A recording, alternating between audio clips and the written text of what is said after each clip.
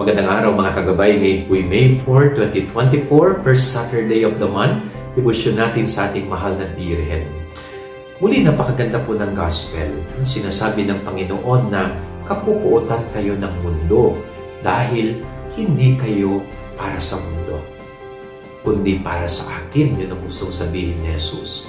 Kung nagagalit man ang mundo sa inyo, yan ay dahil hindi kayo talaga para sa mundo, kundi kayo ay para sa akin. Very beautiful gospel. Napakaganda ng sinasabi ng Panginoon.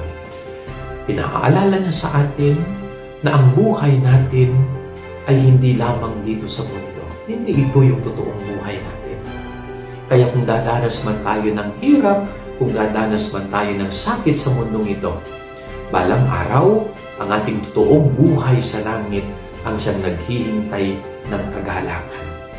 Kaya sana po, yung lahat ng hirap, pagtitiis na nararanasan natin dito sa mundo, sana maging inspirasyon natin para tayo ay higit na makapaghanda sa buhay sa kabila.